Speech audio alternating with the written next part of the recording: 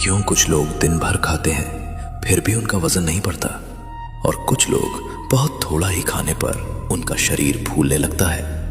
क्या मोटापा केवल ज्यादा खाने का परिणाम है, या इसके पीछे कोई ऐसा गहरा रहस्य है जिसे हम आज तक समझ ही नहीं पाए? आज हम मोटापे के उस अदृश्य सच से पर्दा उठाने जा रहे हैं, जो विज्ञान की अत्याधुनिक लैब से लेकर हमारे हजारों साल पुराने वेदों और उपनिषदों की गहराइयों में छिपा है।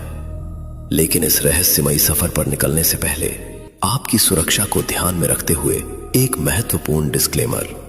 यह वीडियो प्राचीन आयुर्वेदिक, दार्शनिक और आधुनिक वैज्ञानिक शोधों पर आधारित एक शैक्षिक प्रस्तुति है। यह किसी भी तरह की डॉक्टरी सलाह का विकल्प नहीं है, इसलिए अपने जीवन शैली या खान पान में कोई भी बड़ा बदलाव करने से पहले अपने चिकित्सक से परामर्श अवश्य ले। आज की पीढ़ी में मोटापा किसी महामारी की तरह क्यों फैल रहा है, इसे समझने के लिए हमें शरीर से परे जाकर सोचना होगा।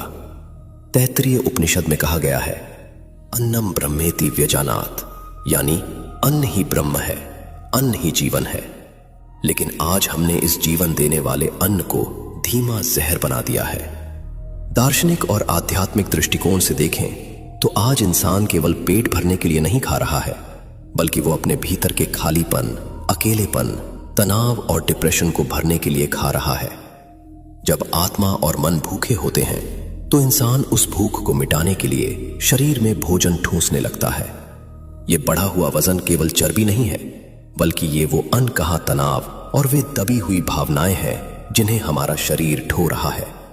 हम असल में भोजन नहीं, बल्कि अपने डर और चिंताओं को निगल रहे हैं। आधुनिक विज्ञान भी अब इस प्राचीन सत्य के सामने नतमस्तक हो रहा है। वैज्ञानिकों ने हाल ही में गट ब्रेन एक्सिस की खोज की है, जिसके अनुसार हमारे पेट में करोड़ों ऐसे बैक्टीरिया होते हैं जो हमारे दिमाग को कंट्रोल करते हैं। अगर आप दुखी हैं तो ये बैक्टीरिया आपको मीठा या जंक फूड खाने का सिग्नल देते हैं।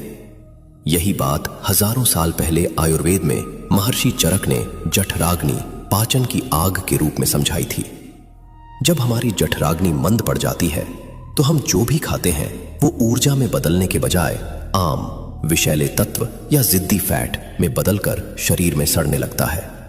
हम चर्बी नहीं बढ़ा रहे हैं, हम दरअसल बिना पचे हुए भोजन और बिना पचे हुए विचारों का कूड़ा घर बन गए हैं। इस रहस्य का एक और बड़ा कारण है प्रकृति के चक्र से हमारा टूटता हुआ नाता।